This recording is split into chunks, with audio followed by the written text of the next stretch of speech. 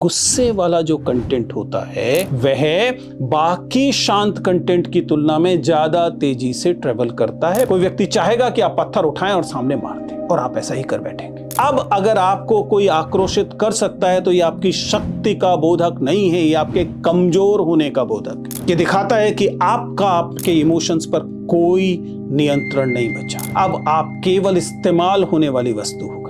Social media आपके इस emotion को हाईजैक कर ले रहा है, वह आपके इन सर्किट्स का इस्तेमाल अपने लिए कर रहा है। और जब आउटरेज ट्रिगर होती है तब उसके रिवार्ड के तौर पर इस सिस्टम को आपकी एंगेजमेंट मिलती है। अभी हाल में जब यूजीसी प्रकरण हम देख रहे थे, यूजीसी की नई गाइडलाइंस को लेकर, तो हम लोगों ने देखा कि लोग जिस आइडेंटिटी से आ रहे थे वे उसके आधार पर किस पैमाने का क्रोध अन्यों के प्रति व्यक्त कर रहे थे। That was not just disagreements। सब मिलकर उसके अंदर आक्रोश की गुंजाइश इतनी ज्यादा रख देते हैं कि वो लगभग हमेशा एज पर रहता है। उसको एक छोटे से ट्रिगर की जरूरत पड़ती है और वो आक्रोशित हो जाता है। बचपन में ऐसा हुआ तो होगा कि आपके भाई या बहन की किसी हरकत की वजह से आपको डांट पड़ रही थी और ऐसे में आपका वो भाई या बहन, छोटा या बड़ा, आपकी तरफ देखता है और मुस्कुराता है। आपके अंदर क्रोध पैदा होता है। स्वाभाविक है कि तो भाई बहन की बात है, लेकिन ये जो क्रोध है, ये क्रोध आप में उसके उस हंसने और मुस्कुराने से ज्यादा पैदा होता है। आप में एक किस्म का रेज आता है और यह जो मुस्कुराना है, ये इस रेज को इनवाइट करती हुई चीज है।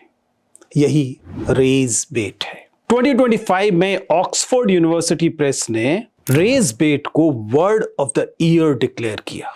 जॉय को नहीं, एम्पैथी को नहीं, रेज को। ये उस कल्चरल शिफ्ट को बताता है कि वह जो भाई बहन के बीच होने वाला छोटी मोटी चीज थी, मनोवैज्ञानिक तौर पर, सामाजिक तौर पर, राजनीतिक तौर पर, अब ये एक ऐसा कल्चरल शिफ्ट हो गया है जहां आपका क्रोध, आपका आक्रोश एक बहुत ल्यूक्रेटिव चीज है, एक बहुत महंगी चीज है। वह एक ऐसा इमोशन है जो सबसे ज्यादा प्रॉफिटेबल हो गया है। यहां एक ऐसा कंटेंट जो क्रोध को पैदा कर सके, जो आक्रोश को जगा सके, उकसा सके, वो है ऑनलाइन में एक बहुत महत्वपूर्ण चीज बन गया है। नमस्कार, आपका स्वागत है प्लीज सिट डाउन में। आज हम बात करने वाले हैं रेज बेट के विषय में। प्लेटफॉर्म्स, पब्लिशर्स, यहां तक कि क्रिएटर्स भी ध्यान आकर्षित करने के लिए, अपने प्रभाव को फैलाने के लिए, वह अपनी विजिबिलिटी को बढ़ाने के लिए आक्रोश का इस्तेमाल कर रहे हैं। उनके आक्रोश का नहीं, वह समय गया। एंकर्स जो हैं चीखते थे, चिल्लाते थे और आक्रोश दिखाते थे। इससे वे उम्मीद करते थे कि विजिबिलिटी बढ़ेगी। अब वे आप में आक्रोश पैदा करने पर रिलाय कर रहे हैं। अब क्लिक बेट की बात नहीं हो रही है, अब रेज बेट की बात हो रही है। अब ऐसे तरीके जिनसे आप अपने दर्शकों में गुस्सा पैदा कर सकें, आक्रोश पैदा कर सकें, यह इमोशनल इकोनॉमी का जेन ज़ी के लिए बहुत बड़ा कमोडिफिकेशन हुआ है। यह एक वह इमोशन है जो कि बहुत प्रॉफिटेबल हो गया है। यह एक वह इमोशन है जो कि जेन ज़ी के इस इमोशन का सबसे ज्यादा इस्तेमाल हो रहा है खरीदने में, बेचने में। आज हम इसी इमोशन, इसी रेज को थोड़ा गहराई से समझेंगे, थोड़ा इत्मीनान से समझेंगे, इसलिए थोड़ा समय दीजिएगा। क्योंकि सोशल मीडिया पर अब खुशी की तुलना में आक्रोश क्यों तेजी से फैलता है, इस पर विचार करना जरूरी है। क्योंकि ध्यान रखिएगा, प्रसन्नता में फिर भी विवेक की गुंजाइश होती है। आक्रोश में, रेज में सबसे पहले आपका विवेक मारा जाता है। ये सवाल है कि आखिर क्यों इमोशनली चार्ज पोस्ट ज्यादा रिएक्शन पाती हैं, ज्यादा शेयर पाती हैं, ज्यादा कमेंट पाती हैं, ज्यादा व्यूज मिलते हैं। And why does Gen Z seems both addicted and attracted to consuming and creating such content? क्यों? अगर ब्रीफली समझें तो rage has become a currency in digital culture. अर्थात डिजिटल संस्कृति जो है उसमें गुस्सा एक ऐसी मुद्रा है जिस मुद्रा से अब बाकी चीजें खरीदी और बेची जा रही हैं। इसलिए मेरी रिक्वेस्ट है कि इस वीडियो को अंत तक देखिएगा, क्योंकि हम इस बात को समझेंगे कि क्यों और कैसे होता है, इससे क्या लाभ और हानि है। हम ये भी समझेंगे कि मानसिक, सामाजिक और सांस्कृतिक रूप से इस बात के क्या निहितार्थ है, इसके क्या मतलब है। So to begin with let us understand what is rage. बुनियादी तौर पर रेज या आक्रोश जो है वह तीव्र और अनियंत्रित किस्म का क्रोध है, जो साधारण झुंझलाहट, जो एक तरह की इरिटेशन होती है वह या चिढ़ से कहीं ज्यादा प्रबल होता है। वह एक सेंस में उन्माद और क्रोध का मिला जुला रूप है रेज। हमने सबसे पहले रेज शब्द को लोकप्रिय होते हुए सुना था मीडिया में जब हम रोड रेज की बात करते थे कि सड़क पर किसी दो स्कूटर आपस में टकरा गए या सिर्फ छूकर निकल गए, इससे उनके अंदर जो क्रोध पैदा होता था उसे हम रेज कहते थे, रोड रेज कहते थे, और हमने कई जाने जाते हुए देखी। ये जो आक्रोश या रेज है ये कई वजहों से पैदा हो सकता है। ये परसीव्ड इनजस्टिस से हो सकता है, ये थ्रेट से हो सकता है, कई बार इस बात से हो सकता है कि आप अपने आप को वायलेटेड महसूस करते हैं। और unlike everyday frustration, rage is defined in a sense of even expressing in your physical thing. Even शारीरिक उत्तेजना आपकी बढ़ जाती है, आपका जो कॉग्निटिव रेगुलेशन है वह कम हो जाता है, आपके सोचने समझने की क्षमता कम हो जाती है और आपके अंदर तुरंत रिएक्ट करने की प्रवृत्ति आती है। And that is the thing, that's why social media में इसको कॉमोडिफाई किया जाता है। अगर आपके अंदर रेज पैदा कर दी जाए तो आपकी पहली उम्मीद कोशिश ये होती है कि आप इस पर प्रतिक्रिया करें, और प्रतिक्रिया करना ही एंगेजमेंट है। आप उसे हेट की तरह एक्सप्रेस करेंगे, आप किसी उस लेखक की या उस क्रिएटर के प्रति, या क्रिएटर ने जिसके बारे में बात की है उसके प्रति क्रोध को व्यक्त करने की कोशिश करेंगे। और ये जो रेज है, यह रेज आपसे आपका विवेक छीन लेगी, आपको तुरंत प्रतिक्रिया करने का मन करेगा। और यह तुरंत प्रतिक्रिया करना ही वह चीज है जो सोशल मीडिया चाहता है कि आप करें, क्योंकि यही एंगेजमेंट है, यही शेयर है, यही कमेंट है। क्योंकि एंगर से भिन्न है। एंगर एक मूलभूत भावना है। एंगर जो है हमारे यहाँ साहित्य में जो क्रोध है उसे स्थायी भाव कहा जाता है। वह मनुष्य के अंदर हमेशा होता है, सार्वभौमिक रूप से होता है। लेकिन क्रोध जो होता है उसके सात्विक पक्ष की गुंजाइश है। क्रोध जब होता है तब आप उसमें उत्साह जोड़कर उसे वीर रस बना सकते हैं या उसे रौद्र रस में व्यक्त कर सकते हैं। लेकिन यह जो रेज है यह इसका एक अतिवादी रूप है, इस स्पेक्ट्रम का एकदम चरम है। वह समझिए, एंगर एक फीलिंग है। यह फीलिंग आपके अंदर, मनुष्य के अंदर पैदा होती है क्योंकि वह बाहर की किसी चीज से असहमत होता है, उससे परेशान होता है, उसकी एक भावनात्मक अवस्था है। लेकिन जो एग्रेशन है यह केवल मानसिक चीज नहीं है, एग्रेशन बिहेवियर है। ये वह चीज है जो इस खतरे या इस क्रोध की वजह से आपके अंदर प्रतिक्रिया की जो इच्छा पैदा होती है वह रेज है। और सोशल मीडिया में रेज जो है जनरली आपके इमोशंस का, आपके अंदर ये इमोशन पैदा करके आपसे इंगेजमेंट का बिहेवियर हासिल करने की कोशिश है। अगर हम मनोवैज्ञानिक लिहाज से सोचें तो ये सवाल उठता है कि जो मनुष्य का मस्तिष्क है, हमारा जो मन है, वो रेज को लेकर रिस्पॉन्ड क्यों करता है। देखिए, मनुष्य जो है वह शहरों में रहने के लिए, सोशल मीडिया पर रहने के लिए नहीं बना था। मनुष्य भी अंततः एक एनिमल है। इसलिए खतरे को भांपना और खतरे पर प्रतिक्रिया करना उसके लिए सर्वाइवल का प्रश्न था। किसी जगह पर बहुत ज्यादा क्रोधित होकर रिएक्शन करना सर्वाइवल का प्रश्न था, नहीं तो व्यक्ति नष्ट हो सकता था। इसलिए मनुष्य के मन में यह भाव था। रिसर्च भी इस तरह की चीजें दिखाती है। जो हमारा प्राचीन न्यूरल सिस्टम है उसमें एक तरह का ऐसा डेटा आपको दिखाई देता है कि ये एक तरह का सर्वाइवल सर्किट है। और इस सर्वाइवल सर्किट में रेज की जो स्थिति होती है उसमें प्रतिक्रिया की गुंजाइश रहती है, उसमें एक यह सक्रियता देखने को मिलती है। लेकिन सोशल मीडिया ने इन सर्किट्स को हाईजैक कर लिया है। मूलतः मनुष्य जब खतरे को भांपता है तब उसके प्रति उसके अंदर कभी कभी क्रोध या रेज की स्थिति आती है, प्राकृतिक है। सोशल मीडिया यह स्थितियां पैदा करने की कोशिश करता है। सोशल मीडिया आपके इस इमोशन को हाईजैक कर ले रहा है, वह आपके इन सर्किट्स का इस्तेमाल अपने लिए कर रहा है। और जब आउटरेज ट्रिगर होती है तब उसके रिवार्ड के तौर पर इस सिस्टम को आपकी एंगेजमेंट मिलती है। इसलिए सोशल मीडिया में ये जो रेज बेट है ये बाकायदा एक विषय बन गया है। ये अनुसंधान की चीज है, ये मैनेजमेंट की चीज है कि लोग चाहते हैं कि वे समझें कि उनके दर्शक किस बात पर एजिटेटेड महसूस करते हैं, उनको कैसे बेट किया जा सकता है, उनको कैसे चारा डालकर बुलाया जा सकता है कि आओ आक्रोशित हो। आपका विवेक हर लेना और फिर आपको उकसा देना, प्रोवोक कर देना, ताकि आपका ऑनलाइन व्यवहार जो है वह ठीक वैसा हो जैसा वे चाहते हैं। और यही दरअसल रेज बेट की स्थिति है, क्योंकि गुस्से वाला जो कंटेंट होता है वह बाकी शांत कंटेंट की तुलना में ज्यादा तेजी से ट्रेवल करता है। पहले हमने टेलीविजन पर ऐसा होते हुए देखा और अब हम सोशल मीडिया पर ऐसा होते हुए देख रहे हैं।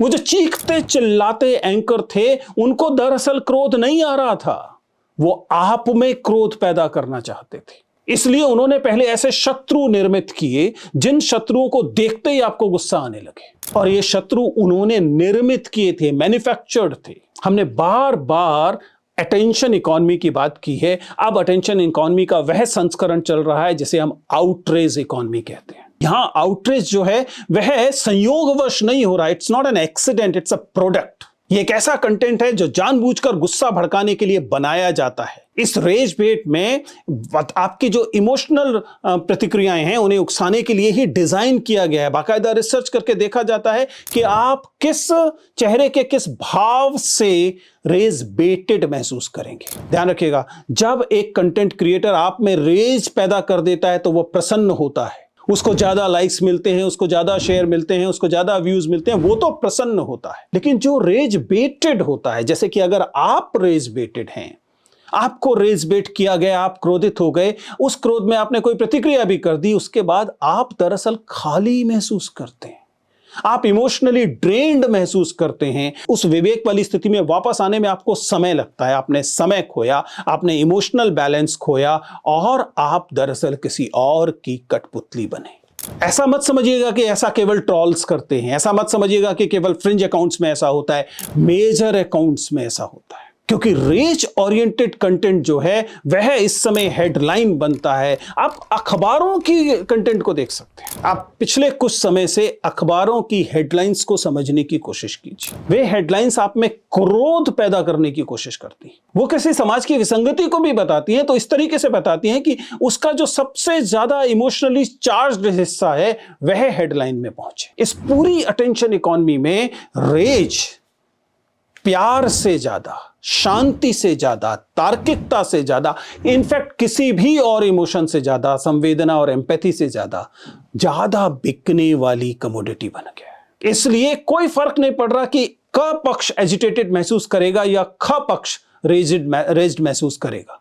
सवाल यह है कि किसी ना किसी को आना चाहिए आक्रोश। पहले कभी होता था कि यहां जले या वहां जले, आग जलनी चाहिए। यहां परिस्थिति हो गई कि ये क्रोधित हो या वो क्रोधित हो, बस क्रोधित होना चाहिए। क्योंकि अगर आप आक्रोशित होंगे तो आपका विवेक शांत होगा और आप उस कंटेंट को और ज्यादा लोगों तक पहुंचाएंगे। अब जरा उस पीढ़ी के बारे में सोचिए जिस पीढ़ी की परिभाषा इंटरनेट से शुरू होती है, जेन जी के लिए ये आउटरेज, डिजिटल आउटरेज अब उसकी सच्चाई बन चुका है। मैं जब अपने विद्यार्थियों से बात करता हूं तो मुझे हैरानी होती है कि वे विद्यार्थी बाकायदा इस शब्दावली में अब बात करते हैं कि उनका रेज बेट है वह क्या है। यानी कि वे स्वयं पहचानने लगे कि उन्हें किस बात से अनियंत्रित गुस्सा आता है, और कई बार वे इसे एक आड़ की तरह इस्तेमाल करते हैं। अपने व्यवहार की जिम्मेदारी लेने की बजाय, अपने व्यवहार को ओन करने की बजाय कहते हैं कि I was forced to behave in a certain way because I was rage baited into it. मैं ऐसा करना नहीं चाहता था, लेकिन ये तो मेरी रेज बेट है, मेरे सामने ऐसा किया तो मैं इससे उकसावे में आ गया और मैंने वैसा व्यवहार किया जो मुझे नहीं करना चाहिए था। क्योंकि ध्यान रखिएगा, ये जो जेन जी है इसके लिए ऑनलाइन स्पेस उसकी आइडेंटिटी है, यही उसकी सोशल बिलोंगिंग है। इसलिए ये उसकी आइडेंटिटी के कोर में है। इसलिए उसका जो ऑनलाइन बिहेवियर है वह उसके वास्तविक व्यवहार का सबसे बड़ा हिस्सा है, मुख्य हिस्सा है। दरअसल वास्तविक जीवन में जो उसका व्यवहार है, अक्सर वह व्यवहार अब छद्म हो गया है। जो उसका ऑनलाइन व्यवहार है उसे ही वह अपना मूल व्यवहार मानता है।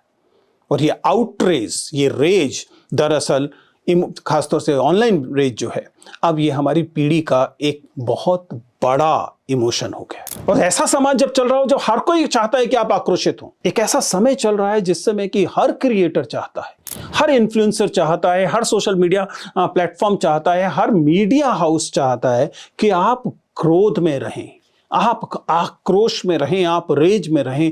तो इफेक्टिवली हम एक ऐसी पीढ़ी तैयार कर रहे हैं जिसका की सामान्य अवस्था रेज्ड अवस्था, सामान्य अवस्था जो है वह है आक्रोशित अवस्था है। ऐसे में रेज कंटेंट से बचना कितना मुश्किल है। सोचिए जरा, आपका समुदाय उसी में सक्रिय है, आपकी पहचान जो है वो रिएक्ट करने के इर्द गिर्द ही आकार ले रही है, और एल्गोरिथम्स आज चाहती हैं कि आप लगातार आक्रोशित रहें, इसलिए वह और ज्यादा आक्रोशित करने की कोशिश कर रही है। It is creating a kind of a feedback loop, जिसमें एंगेजमेंट जो है वो इस इमोशनल रिएक्शन से पैदा होती है, और यह इमोशनल रिएक्शन और एंगेजमेंट को पैदा करता है, जैसा साइक्लिक थिंग। ऐसा नहीं है कि रेज कोई नई चीज है, आक्रोश तो युवा पीढ़ी में हमेशा से था। इसके अपने कल्चरल, सोशोलॉजिकल और इवोल्यूशनरी रूट्स भी। लेकिन यह रेज, क्योंकि सोच के देखिए ना, एंगर या रेज ये कोई आकस्मिक चीज नहीं है। रिसर्च बताती है कि इवोल्यूशनरी इनका एक इस्तेमाल रहा है, इनका एक उद्देश्य रहा है। जब इंसान बाधाओं का सामना करने के लिए होता था तो उसको अपनी अस्तित्व को बचाए रखने के लिए उसके अंदर इस तरह के आक्रोश की जरूरत पड़ती थी। इसीलिए तो युद्धों में लगातार गुस्सा दिलाया जाता था ना। लेकिन आज का रेज जो है वह ऐसी जगहों पर सामने आ रहा है जहां पर सामने आने का मतलब है कि वो एक स्थायी किस्म की चीज बन रहा है। मसलन ये आइडेंटिटी पॉलिटिक्स से जुड़ा हुआ है। आपको अचानक जो आपकी आइडेंटिटी है उससे जुड़े हुए मामलों पर तेज क्रोध आता है। अभी हाल में जब यूजीसी प्रकरण हम देख रहे थे, यूजीसी की नई गाइडलाइंस को लेकर, तो हम लोगों ने देखा कि लोग जिस जिस आइडेंटिटी से आ रहे थे वे उसके आधार पर किस पैमाने का क्रोध अन्यों के प्रति व्यक्त कर रहे थे। That was not just disagreements, और इमीडिएटली उससे कोई नुकसान किसी को नहीं हो रहा था। उसके बावजूद जो उसका रिएक्शन था, लोगों का जो प्रतिक्रियाएं थी, वह प्रतिक्रियाएं इसी तरह के रेज बेट से आ रही थी। कई बार तो ऐसा लग रहा था जैसे कि ध्यान डिफ्लेक्ट करने का आसान सा तरीका है कि किसी को रेज बेट कर दो, पूरे के पूरे समुदाय को रेज बेट कर दो, पूरी जमात को रेज बेट कर दो।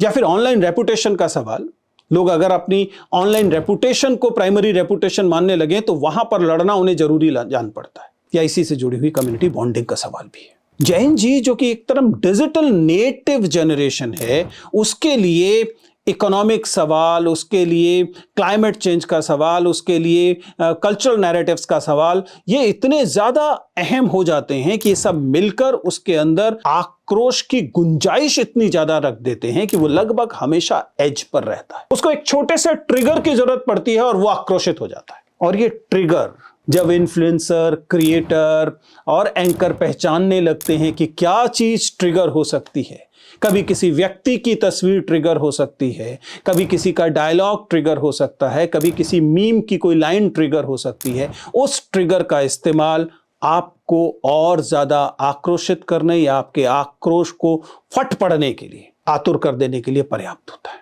ध्यान मत रखिएगा, रेज बेट एक करेंसी है, रेज एक करेंसी है, लेकिन यह सस्ती मुद्रा नहीं है। इसकी आपको कीमत चुकानी पड़ती है, और यह कीमत कम कीमत नहीं है। बिल्कुल आसान, बिल्कुल सबसे सरल बात की सेंस में देखें तो किसी भी रेज बेट इंसिडेंट के बाद अगर आपको रेज बेट किया गया और आप रेज बेटेड हुए, आपने उस पर वाकई वो प्रतिक्रिया दी जो कि रेज बेट करने वाला चाहता है कि आप दें, it creates an emotional burnout in you. 5 minute के इस क्रोध के बाद आप 1 घंटे की थकान में रहेंगे इमोशनल। उससे भी ज्यादा डरावनी बात यह है कि आप इम्यून हो जाएंगे रियल इश्यूज को लेकर। अब आपको किसी इशू के लिए संवेदनशील बनाने के में और ज्यादा ताकत लगेगी। आप तैयार नहीं होंगे किसी इशू के साथ इमोशनली जुड़ने से, क्योंकि आप इमोशनली जुड़े हुए केवल आक्रोश के साथ। एंड देन ऑब्वियसली सोसाइटी इसकी कीमत अदा करती है, क्योंकि सोसाइटी में बहुत ज्यादा पोलराइजेशन हो जाता है, समुदाय जो है बहुत तेजी से बढ़ जाते हैं। और ध्यान रखिएगा, इसका लाभ हमेशा क पक्ष या ख पक्ष उठाते हैं।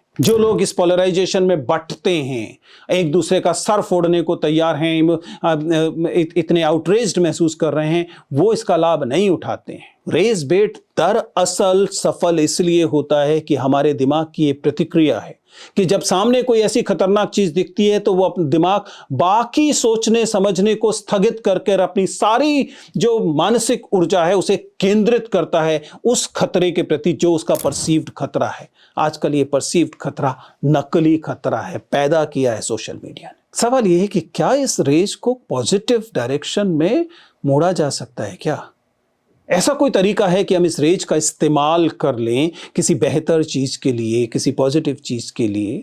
देखिए, बहुत आसान सी बात है, एक शिक्षक होने के नाते समझा रहा हूं। आप सोच के देखिए ना, शिक्षकों को तो बार बार रेज बेट किया जाता रहा है, दशकों से, शताब्दियों से किया जाता रहा है।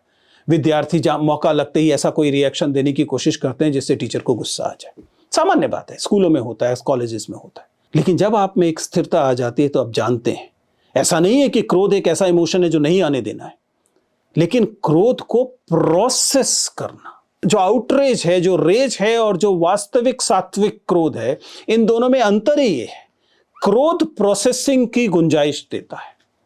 अगर क्रोध को आप प्रोसेस कर लें, अगर आप उसका संस्करण कर लें, आप उसको समझ लें, तो फिर उससे आने वाले जो रिएक्शंस होंगे, उसके जो आने वाले परिणाम होंगे, वो हेल्दी होंगे। लेकिन अगर आप क्रोध को रॉ क्रोध की तरह देखते हैं, उसको प्रोसेस नहीं कर पाते हैं, तब वो रेज है। अगर वो रेज है तो फिर आप केवल रिफ्लेक्सेस और प्रतिक्रियाओं में रह जाएंगे। कोई व्यक्ति चाहेगा कि आप पत्थर उठाएं और सामने मार दें, और आप ऐसा ही कर बैठेंगे। अगर आप उसे प्रोसेस करेंगे तो आप सोचेंगे कि मैं ऐसा क्यों कर रहा हूं। इसलिए processing your anger is so important. Rage bait generally robs you your agency to process the anger. You need to process the anger. That should be an emotional, that should be a kind of a psychological reaction to it. Psychologically और sociologically, समाज शास्त्रीय नज़र से भी और मनोवैज्ञानिक नज़र से भी हम जानते हैं कि यदि कोई चीज़, कोई इमोशन समाज में एक कमोडिटी या एक करेंसी बनता जा रहा है, तो जाहिर है कि उसकी खरीद फरोख्त होगी, जाहिर है कि उसका इस्तेमाल किया जा रहा होगा। और ऐसे में कौन खरीदा जा रहा है, कौन बेचा जा रहा है, उसे समझिए। आप खरीदे जा रहे हैं, आप बेचे जा रहे हैं। दूसरे व्यक्ति के लिए तो नंबर्स हैं, उसको लाइक्स मिले, शेयर्स मिले या और किस्म का एंगेजमेंट मिला, लेकिन आप खरीदे गए, आप बेचे गए। इसलिए इंपॉर्टेंट है कि इस रेज को समझा जाए। अब आप उस आदिम समाज में नहीं हैं, कबीले वाले समाज में नहीं हैं, जहां रेज जो है वो पावर को दिखाता था। अब अगर आपको कोई आक्रोशित कर सकता है तो ये आपकी शक्ति का बोधक नहीं है, ये आपके कमजोर होने का बोधक है। ये दिखाता है कि आपके इमोशंस पर कोई नियंत्रण नहीं बचा। अब आप केवल इस्तेमाल होने वाली वस्तु हो गए। And yes, creators, please, my fellow creators, please इस बात को समझिए कि जब आप एक ऐसा समाज तैयार करते हैं जिसमें ये रेज जो है वो डिजिटल इंटरेक्शंस का डिफाइनिंग कैरेक्टर होता है, तो ये आपकी भी कमजोरी है। अगर आप लोगों को सोचने समझने से रहित बनाकर ही इंगेज कर पा रहे हैं, तो इसका मतलब आपकी विषय वस्तु, आपके कंटेंट में ताकत है ही नहीं। हमेशा से कहा गया, जो एकदम प्राइमरी इमोशंस हैं, जैसे कि सेक्स है, जैसे कि क्रोध है, उनके आधार पर अगर आपको एंगेजमेंट मिल रही है, इसका मतलब the quality of your content is poor. लोगों को सोचने पर मजबूर करने वाला कंटेंट महत्वपूर्ण है।